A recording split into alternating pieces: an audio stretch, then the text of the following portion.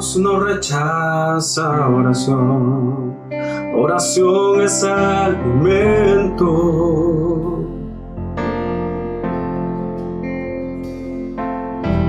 Nunca vi un justo sin respuesta o quedar en sufrimiento.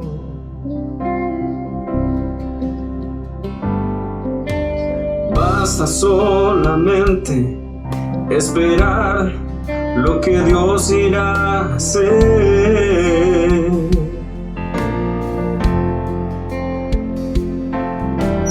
Cuando Él levanta sus manos, es hora de vencer.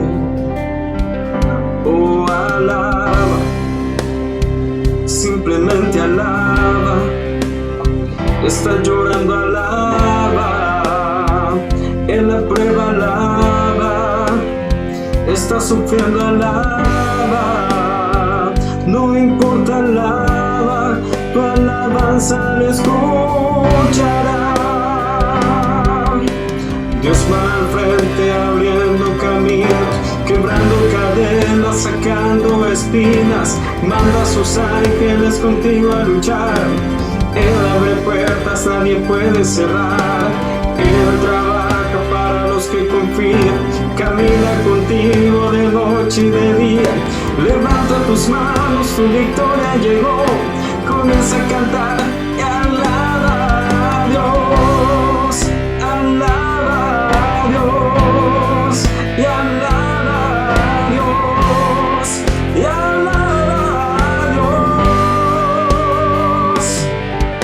La gente necesita entender lo que Dios está hablando.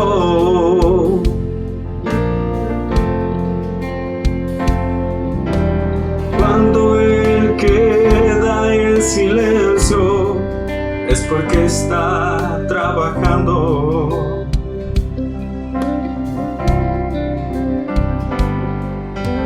Basta solamente esperar lo que Dios irá a hacer.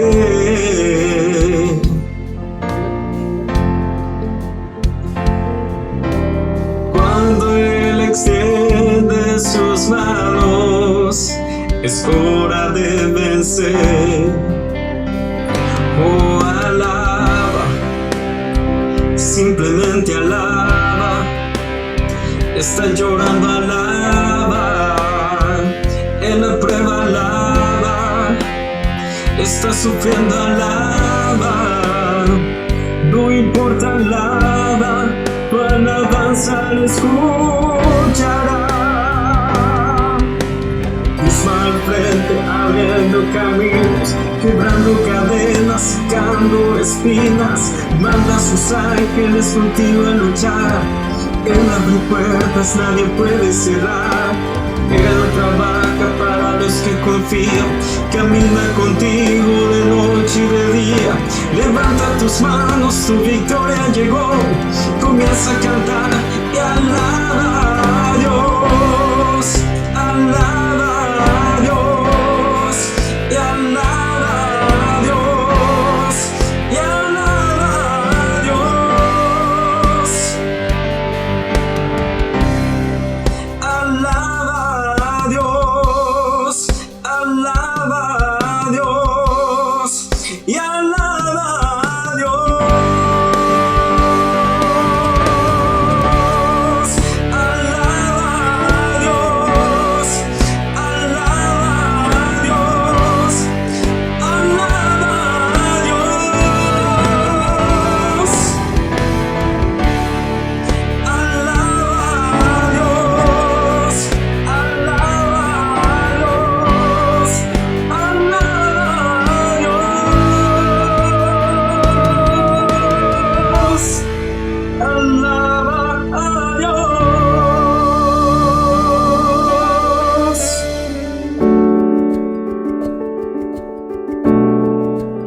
Que el Señor les bendiga, amados. Un abrazo a la distancia, esperando que el Señor les esté fortaleciendo, bendiciendo y proveyendo todo lo necesario para consolarnos y para nuestro sustento. El día de hoy quiero compartir un tema especial que no siempre lo compartimos en la Escritura. Incluso cuando predicamos los pastores hablamos siempre de una fe como de un grano de mostaza. Pero hay una fe diferente de la que habla el Señor en su palabra y nos da ejemplos de esta, y es la fe que sorprendió al Señor Jesús, la fe que maravilló al Señor Jesús. Y vamos a ir a la palabra del Señor para ver este primer ejemplo de donde vamos a estar hablando acerca de esta fe que sorprende al Señor, que no solamente es una fe que sorprendió al Señor en esa época, sino también que lo seguirá sorprendiendo si nosotros alcanzamos ese nivel de fe. Dice San Lucas capítulo 7, versículos del 2 en adelante. Y el siervo de un centurión, a quien éste quería mucho, estaba enfermo y a punto de morir. Cuando el centurión oyó hablar de Jesús, le envió unos ancianos de los judíos rogándole que viniese y sanase a su siervo. Y ellos vinieron a Jesús y le rogaron con solicitud, diciéndole: es digno de que le concedas esto, porque ama a nuestra nación y nos edificó una sinagoga. Versículo 6. Y Jesús fue con ellos, pero cuando ya no estaba lejos de la casa, el centurión envió a él unos amigos, diciéndole: Señor, no te molestes, pues no soy digno de que entres bajo mi techo, por lo que ni aún me tuve por digno de venir a ti. Pero di la palabra y mi siervo será sano. Por tanto también yo soy hombre puesto bajo autoridad y tengo soldados bajo mis órdenes. Y digo a este: ve y va, y al otro: ven y viene, y a mi siervo: haz esto, y lo hace. Versículo 9. Al oír esto, Jesús se maravilló de él. Y volviéndose, dijo a la gente que le seguía: os digo que ni aún en Israel he hallado tanta fe. Y dice el versículo 10, y al regresar a casa, los que habían sido enviados hallaron sano al siervo que había estado enfermo. Así como estamos, vamos a pedir la bendición de nuestro Dios. Bendito y soberano Dios, te damos gracias este domingo tan especial, Señor, para nuestras vidas. Gracias por permitirnos el privilegio, Señor, de que aún a la distancia podemos, Padre Santo, estar en comunión con nuestros hermanos y poder también, Señor, discernir las verdades de tu palabra. Ayúdanos, que sea tu Santo Espíritu el que hable a nuestro entendimiento el día de hoy, para que esa semilla quede sembrada y produzca un fruto para tu gloria y para bendición nuestra. En el nombre de Jesús. Amén y amén. Siempre que hablamos de fe, y en la mayoría de los servicios cuando se habla de fe, ponemos los ejemplos donde el Señor pidió que nuestra fe fuera como un grano de mostaza. Pero eso es como enseñarle a los estudiantes a pasar las materias con la nota más baja, siendo que hay notas más altas con las que pueden pasar sus materias con excelencia. Y el Señor esta mañana nos va a retar a que, a diferencia de ese grano de mostaza que muchas veces predicamos, que nuestra fe pueda ser tan ferviente, tan fuerte, tan grande, que incluso podamos llegar a sorprender a nuestro Señor, así como este centurión, también siendo un extranjero, siendo un romano, a cargo de 100 hombres, de 100 soldados, sorprendió con su fe a nuestro Señor Jesucristo. Ahora, ¿por qué es para Dios tan importante la fe? Y dice la Escritura en Hebreos capítulo 11, versículo 6, pero sin fe es imposible agradar a Dios, porque es necesario que el que se acerca a Dios crea que le hay y que es galardonador de los que le buscan. No podemos agradar a nuestro Dios sin fe. La fe es el ingrediente importante en nuestras vidas para alcanzar la misericordia y alcanzar la benevolencia y el favor de Dios para nuestras vidas. Porque lo dice claramente su palabra, que sin fe es imposible agradarle, mucho menos alcanzar un favor de parte de Dios. Pero ¿por qué es tan importante la fe para nuestro Dios? Dios tiene un alto concepto de sí mismo. Ese concepto es la dignidad que Él tiene como Dios, como Señor, como creador de todas las cosas.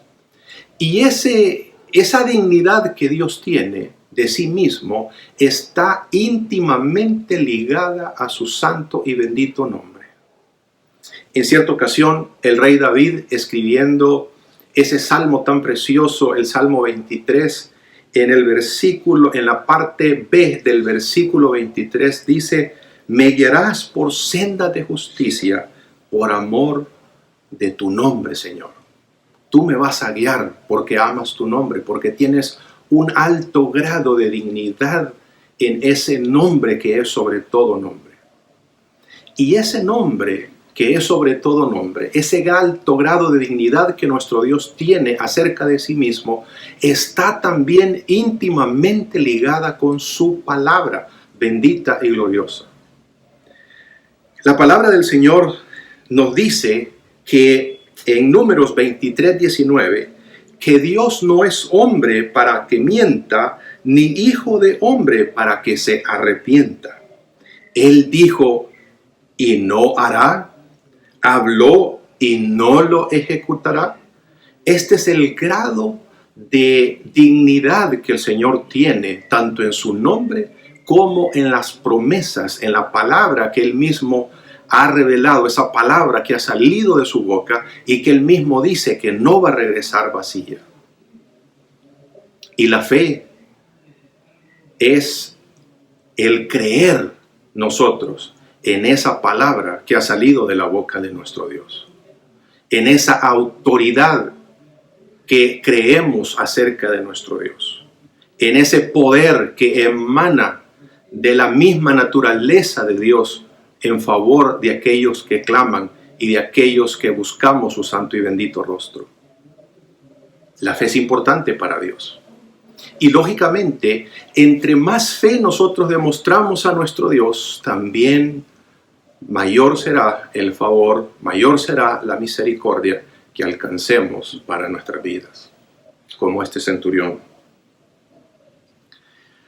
Vamos un poquito a analizar los primeros pasajes que leíamos acerca de este centurión y de lo que él hizo.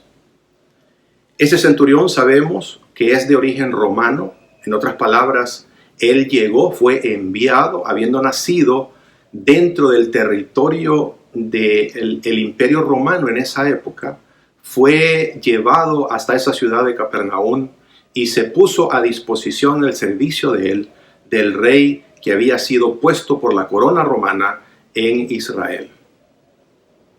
Y este hombre se fue relacionando con la comunidad judía que había en aquel entonces en Capernaum.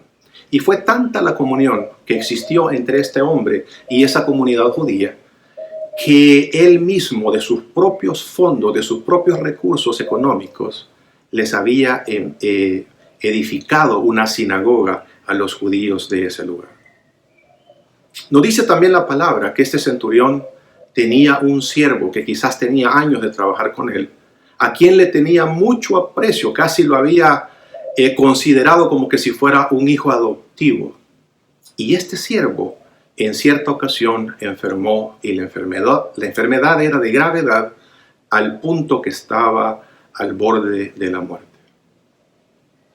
Déjeme hablarle un poquito acerca de Capernaum. Capernaum es una de esas ciudades que el Señor tomó como base, una ciudad al noreste del lago de Galilea. Y lo había tomado como base porque ya en la profecía bíblica se había dicho de que en esa Galilea de los gentiles, la gente que había estado en tinieblas iba a ver gran luz. En otras palabras, esa ciudad, como cualquier otra ciudad alrededor de ese lago de Galilea, iba a ver la manifestación del poder y de la gloria de Dios. En ese lugar, en Capernaum, fue donde nuestro Señor Jesucristo, siendo Dios, hizo muchos milagros. La Biblia nos dice que solamente un día, llegada la tarde, ya anocheciendo, le llegaron un montón de enfermos en esa ciudad. Y que a cada uno de ellos, con toda la paciencia que tiene nuestro Dios, por su misericordia, lo sanó a cada uno de ellos. Aquellos que eran ciegos, los sanó de su ceguera. Aquellos que estaban siendo atormentados por demonios, también los curó. Y muy probablemente este centurión, que había adorado a otros dioses, que incluso muy probablemente dentro de su propia casa tenía dioses como lo tenían los ciudadanos romanos en cualquier parte del imperio. Poco a poco el Señor le fue abriendo el entendimiento para creer en el Señor, para creer que no era un simple hombre, sino que era la manifestación de Dios hecha carne, mostrando su gracia y mostrando su misericordia. Por eso es que cuando su siervo cae con esta enfermedad, que la Biblia no dice de qué se trataba, pero era una enfermedad mortal, llamó a los ancianos de la sinagoga, los ancianos de aquella ciudad, para que fueran a contactar al Señor Jesús y que el Señor viniera a su casa a sanar a su siervo. Cuando los ancianos oyeron la petición que tenía este centurión, no rehusaron, porque le tenían también mucho aprecio por el cariño que este hombre les había demostrado, a pesar de ser un hombre extranjero. Y fueron donde el Señor Jesús y le dijeron: Señor, un centurión que se ha encariñado con nuestra nación al grado tal que nos ha construido una sinagoga, tiene un siervo que está en paz de muerte, está enfermo, muy enfermo, de gravedad, y quieren que tú vayas. Y Señor, le dijeron los ancianos, este hombre es digno de que le hagas este milagro. Y dice la Escritura que el Señor no rehusó, sino que se fue con los ancianos en dirección hasta la casa donde vivía el centurión en esa ciudad de Capernaum. Pero antes de llegar a la casa de aquel centurión, dice la Escritura que el centurión mismo salió a recibir al Señor. Y el centurión le dijo al Señor: Señor, no soy digno de que entres a mi casa. Mire qué diferencia de opinión de los ancianos que tienen con respecto a este hombre y la opinión que este hombre tiene de sí mismo, porque ahora está delante del Creador, está delante del Dios Todopoderoso, el Dios que sabe todas las cosas. No soy digno de que entres a mi casa. Quizás él contemplaba su vida pasada. Quizás a su memoria venían todas esas cantidades de sacrificio que había hecho a otros dioses. O muy probablemente todavía conservaba algunos dioses dentro de su casa. Y por eso el centurión le dice al Señor: no soy digno de que entres a mi casa. Pero Señor, le dice el centurión, solo tienes que decir la palabra, ni siquiera tienes que entrar dentro de mi casa y poner tus manos en la vida de mi siervo para que sane. Solo di la palabra y mi siervo va a sanar. Y le dice todavía, para ratificar su punto, porque yo soy un hombre que está sujeto a autoridad. Yo sé lo que significa el ejercicio de la autoridad. Tengo superiores que me dan órdenes, pero yo también tengo una autoridad delegada para decirle a mis hombres, a mis siervos, que hagan las cosas que yo quiero que se hagan, y ellos cumplen al pie de la letra las peticiones que salen de mi boca. En otras palabras, le estaba diciendo a nuestro Señor: Señor, tú tienes esa autoridad. No es necesario que vengas bajo mi casa. No es necesario, porque yo no soy digno de que entres a ella. Solo di la palabra y mi siervo sanará. Y dice la Escritura que el mismo Señor Jesús se maravilló de la expresión de fe de aquel hombre. Y él mismo dijo: no soy digno, ni en Israel he encontrado tanta fe como la que tiene este centurión. ¿Cuáles fueron las razones por las que este centurión se maravilló? Por las que el Señor Jesús se maravilló con la fe de este centurión. En primer lugar, porque era un gentil. Era un hombre que no había crecido con la tradición judía. Era un hombre que no conocía la palabra de Dios. Para un judío, el conocimiento de la palabra de Dios era una obligación. Y sabemos por la historia que un niño de 12 años ya podía recitar de memoria la ley del Señor. Este hombre no tenía esa experiencia. Era como un hombre extranjero. De hecho, era un extranjero viviendo en una tierra, en una cultura diferente a la suya, en la que había crecido. Y sin embargo, muy probablemente por los testimonios, por lo que oyó, por lo que vio, había creído en ese Dios verdadero. Los dioses que él adoraba, que él servía, no habían podido hacer absolutamente nada por su siervo. Pero él sabía que ese Dios verdadero podía hacer mucho por él. Era un gentil, idólatra, lejos de las promesas de Dios, lejos de la palabra y de la verdad de Dios, lejos de conocer las maravillas que Dios había hecho en el pasado y que de generación en generación se iban contando de cómo Dios había bendecido y había establecido la nación de Israel. Este hombre es ajeno a todo eso, y por ser un gentil fue parte importante por la cual nuestro Señor se maravilló. Segundo, porque se humilló. Aunque la comunidad de ancianos decía, este hombre es digno, él se consideró delante de Dios, delante del Señor a sí mismo, y él mismo entendió que no era digno de ningún favor de Dios. No era ni siquiera digno de que el Señor entrara a su casa. Se humilló delante de nuestro Dios. Y nuestro Señor nos dice en su palabra que un corazón contrito y humillado, el Señor no desprecia nunca. Y en tercer lugar, porque reconoció la autoridad de nuestro Dios, de nuestro Señor. Reconoció que al igual que Él era un hombre bajo autoridad y que ejercía autoridad, que toda autoridad dada en los cielos y en la tierra le había sido dada a nuestro Señor Jesucristo. Y que solamente tenía que decir la palabra, solamente tenía que expresar y decir esa palabra de sanidad para que el siervo del centurión pudiera sanar. Otro ejemplo que está en la Escritura es una mujer cananea. Y déjeme leérselo en San Mateo capítulo 15 del versículo 21 en adelante. Saliendo Jesús de ahí, se fue a la región de Tiro y de Sidón, y he aquí una mujer cananea que había salido de aquella región, clamaba diciéndole, Señor, Hijo de David, ten misericordia de mí, mi hija es gravemente atormentada por un demonio.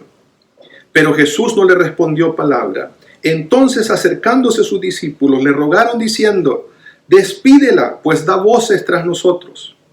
Él respondió y dijo, no soy enviado, sino a las ovejas perdidas de la casa de Israel. Entonces ella vino y se postró ante él diciendo, Señor, socórreme.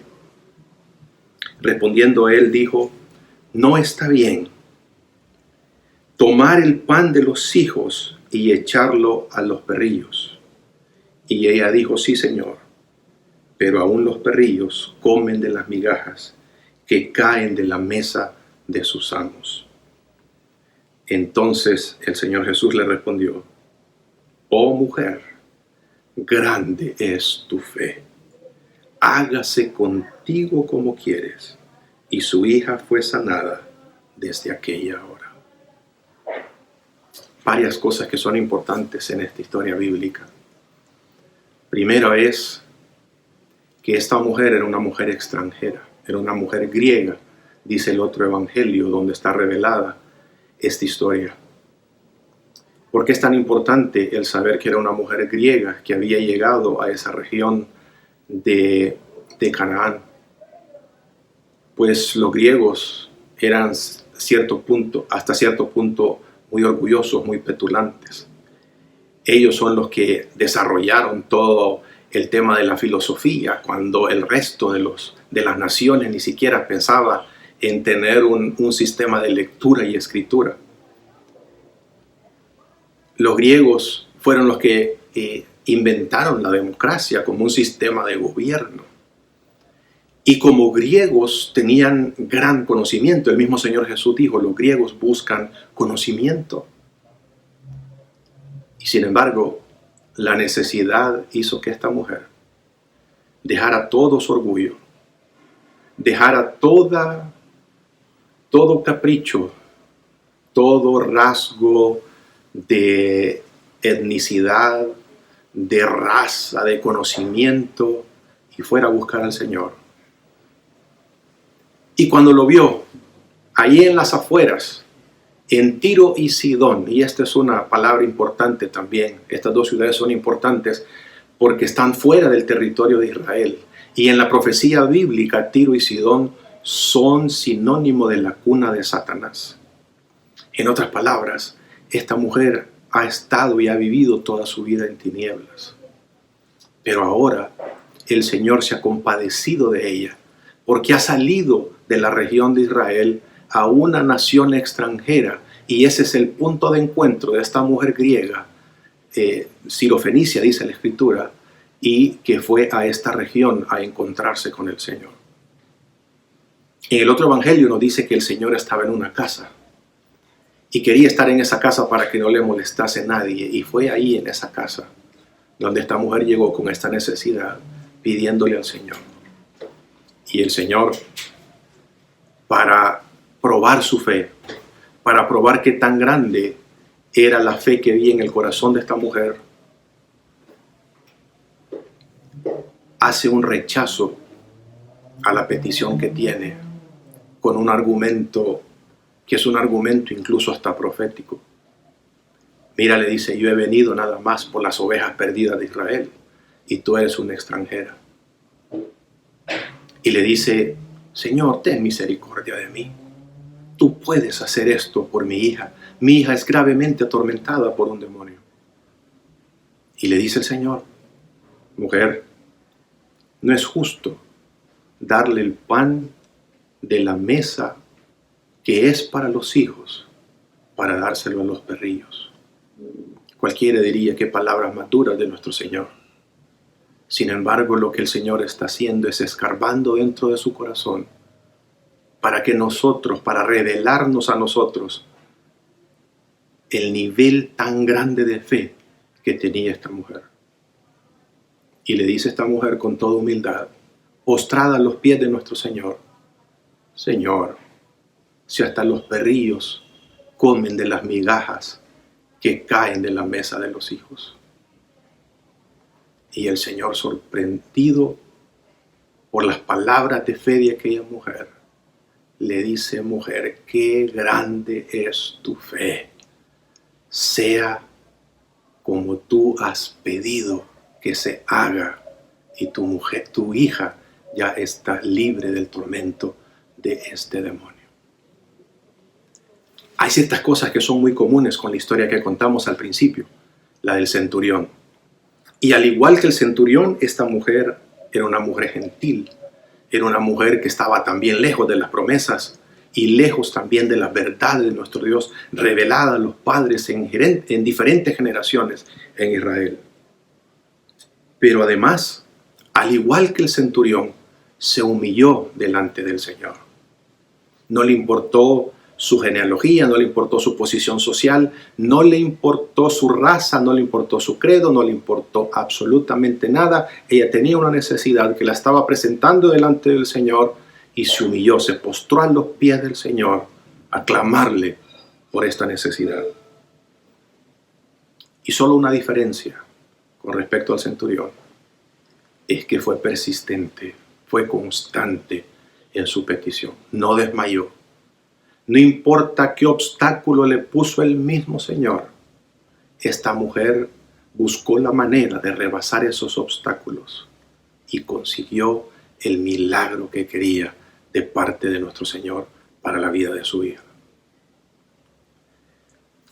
Déjeme decirle algo, querido hermano, querido amigo.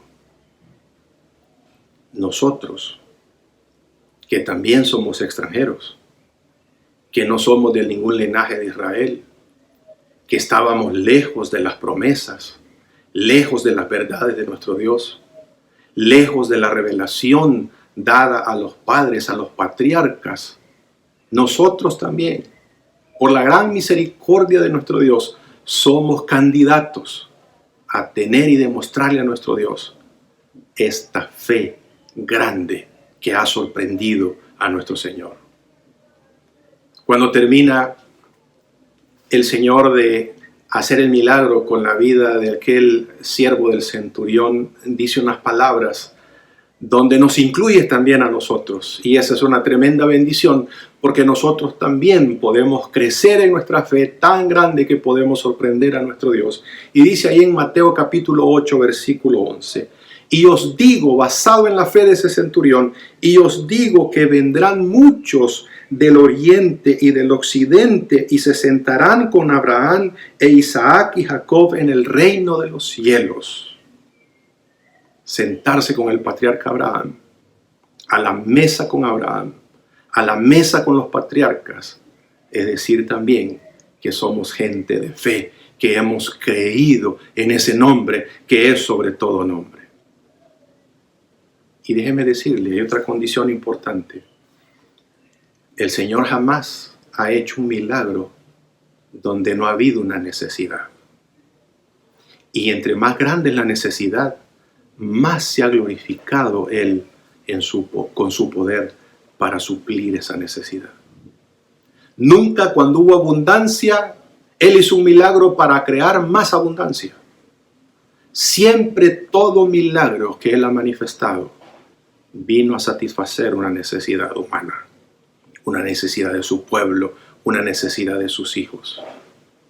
Si estamos pasando por gran necesidad, sea la que sea nuestra necesidad, o cualquier ansiedad que tengamos por la inseguridad que podemos estar viviendo por toda esta situación que está pasando a nuestro alrededor, somos candidatos también para demostrarle a nuestro Señor que tenemos una fe como la del centurión y como la de esta mujer sirofenicia.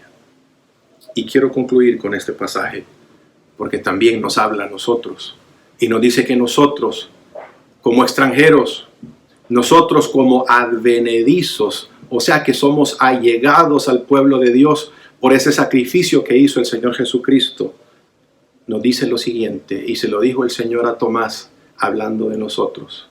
Cuando Tomás incrédulamente dijo estas palabras: yo no voy a creer que el Señor Jesús ha resucitado a menos de que yo pueda meter mi mano en su seno y ver los agujeros en sus manos de los clavos.